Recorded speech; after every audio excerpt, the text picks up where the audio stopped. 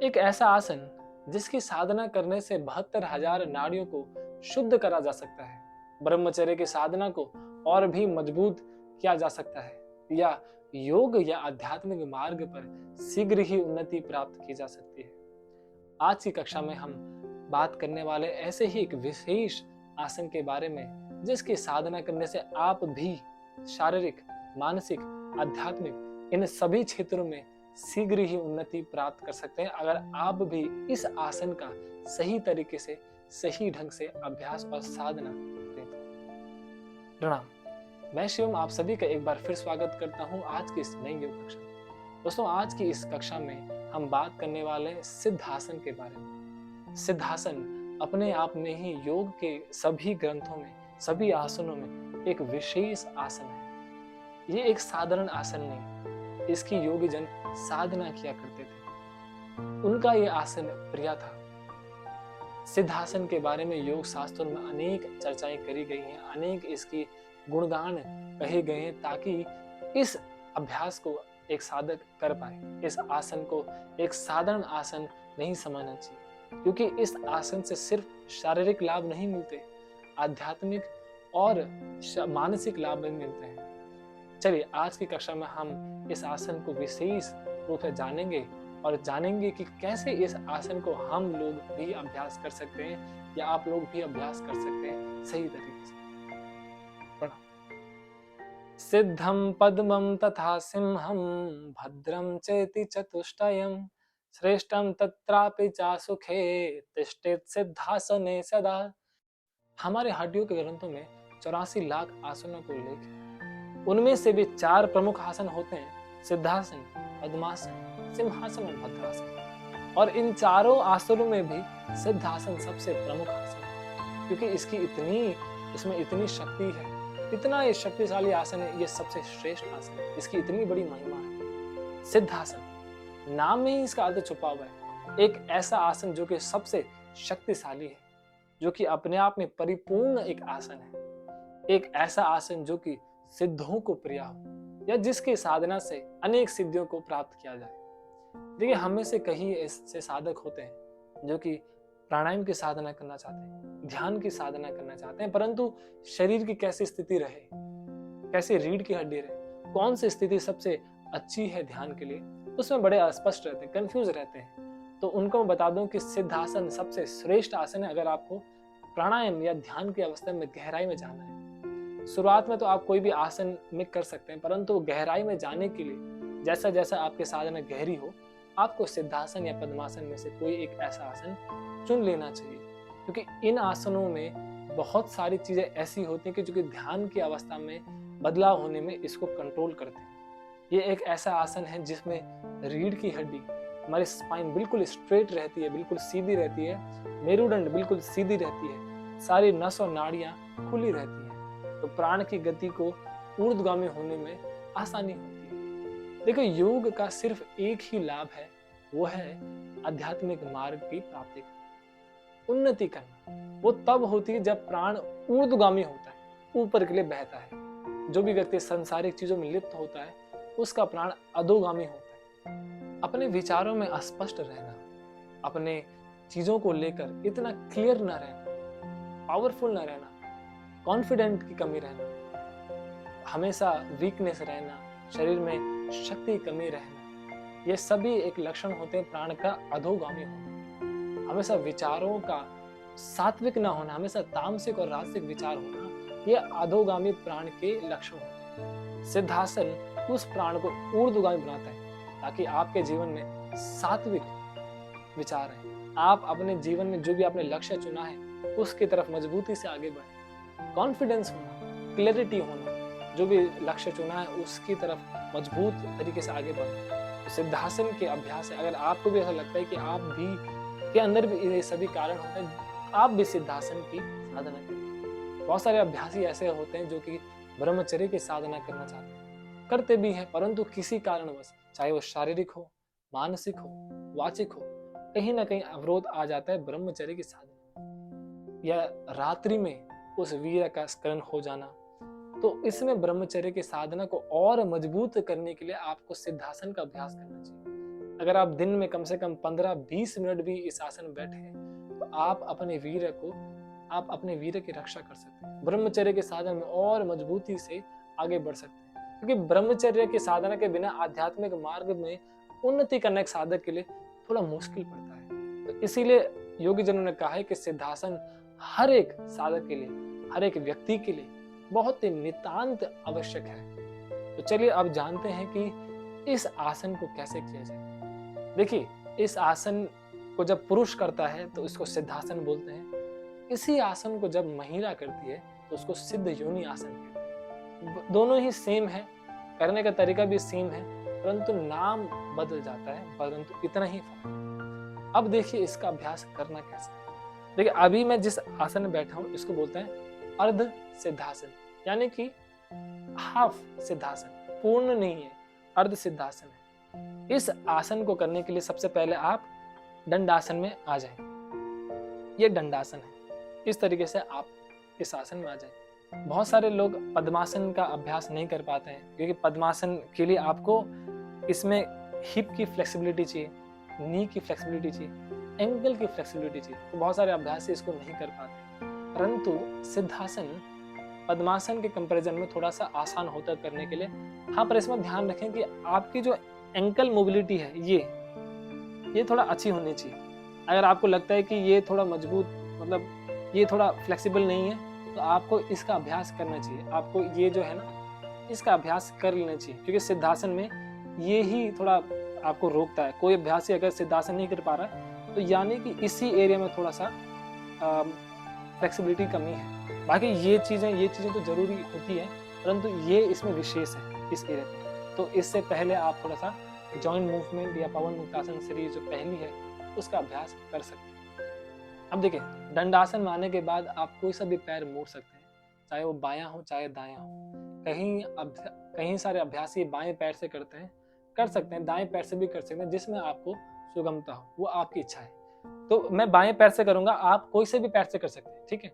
आपने क्या करना है, बाएं पैर को ऐसे मोड़ देना है और इसको ऐसे ड्रॉप कर देना है, ठीक है, ऐसे मोड़ देना है। अब जो देखिए, ये आपकी बाईं एड़ी है, बाईं एड़ी को आपको, ये जो आपका गुदा द्वार है और जेनिटल है, इसके बीच में आपको इसको रख देना है इस तरीके से। ध्यान रखिए कि आप इसके ऊपर बैठ नहीं रहे हो।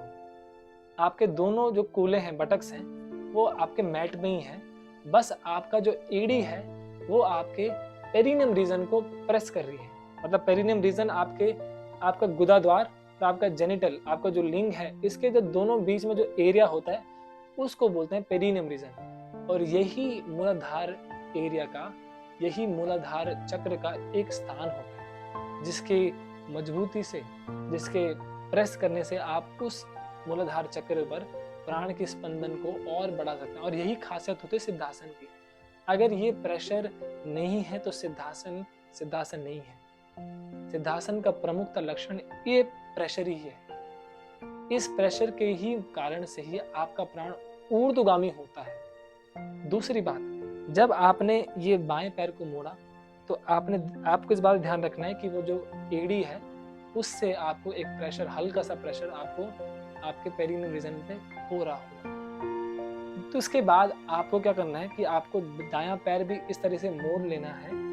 और जो ये दायां हील है, दाईं एड़ी है, मैं पुरुष के लिए बता रहा हूँ, अभी पुरुष के लिए बता रहा हूँ। दाईं एड़ी को अपने लिंग के ऊपर रख देना है इस तरीके से। यानी कि अब आपका लिंग जो है आपके दोनों एड़ियों के बीच में है, ठीक। इसके बाद ध्यान रखिए कि ये जो एरिया है, नाभि से 4 अंगुल नीचे कंद रीजन होता है, कंद उसका एरिया होता है, वो रीजन होता है स्वादिष्टान चक्र का। अब ये भी इंपॉर्टेंट है। देखिए, सिद्धासन 2 चीजों से मिलकर बना है, मूलाधार चक्र से और स्वादिष्टान चक्र से। जब इन दोनों में ही आप प्रेशर को डालते हो, वो सिद्धासन बन जाता है। इसको बोलते हैं मूल बंद, जो नीचे आप प्रेशर दे रहे हो, और ऊपर वज्रौली या सहज्रौली मुद्रा भी है। ये दोनों, मूल बंद प्लस वज्रौली और सहज्रौली मुद्रा इक्वल टू सिद्धासन। तो दाएं एड़ी ये है ना, ये वज्रौली मुद्रा ही काम कर रही है अभी, जब आप स्वादिष्टान चक्र में प्रेशर डालते हो। तो ये एकदम लिंग के ऊपर आपने इसको प्रेस करा और आपने ये जो दाएं अंगूठा है इसको बाएं इस काफ मसल के बीच में फंसा दिया है।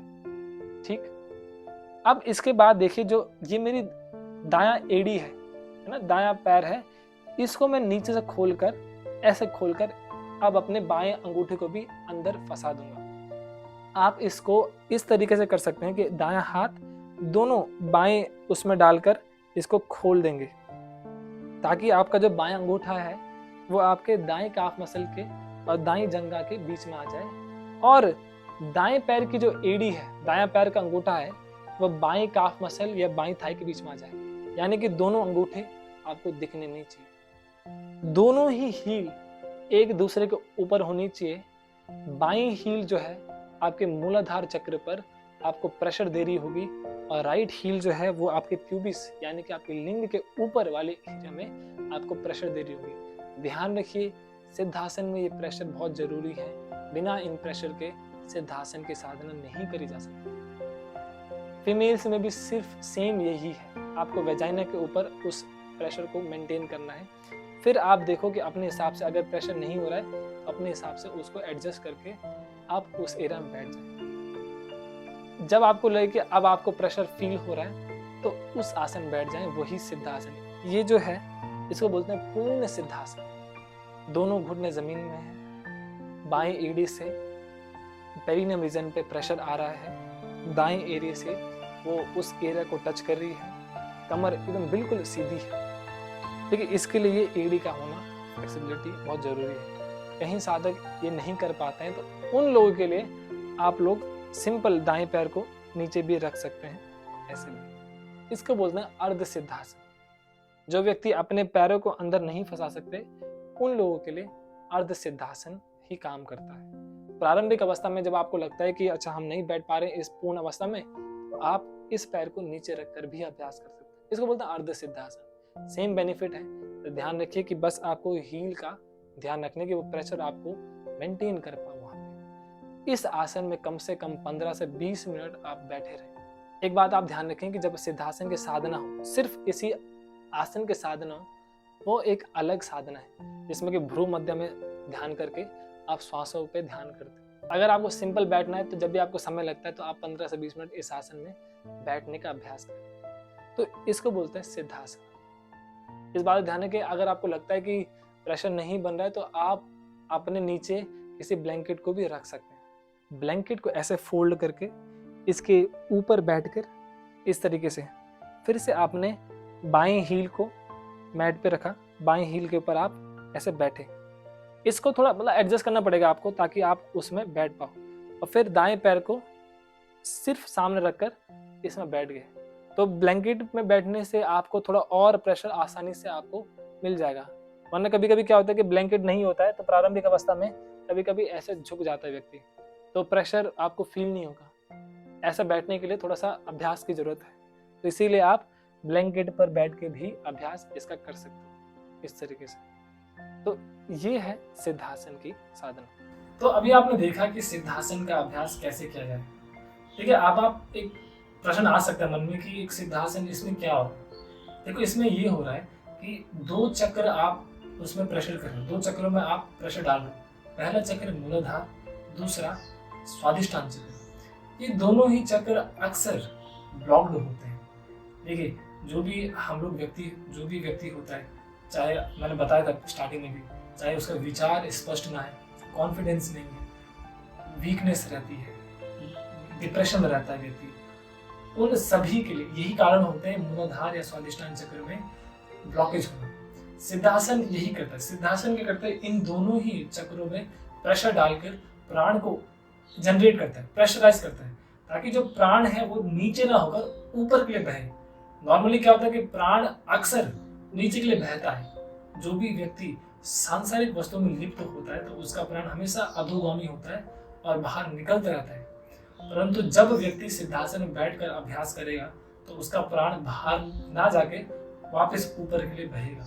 मूलाधार में जब आप प्रेशर करते हो तो प्राण का स्पंदन और बढ़ता है, प्राण और जनरेट होता है। वहीं आप जब इस राइट हील को यहाँ पर प्रेशराइज करोगे तो उस प्राण को ऊर्ध्वगामी प्रेशर मिलेगा, जिससे कि प्राण ऊर्ध्व गति करेगा। तो यही तो आध्यात्मिक उन्नति है कि जब प्राण को ऊर्ध्वगामी हो।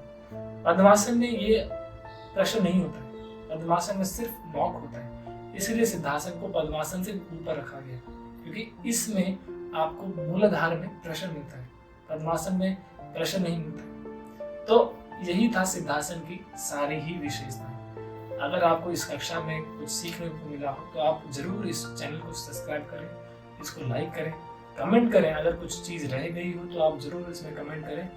कोई प्रश्न हो आपके पूछ सकते हैं। मिलते हैं अगली कक्षा में, तब तक के लिए प्रणाम।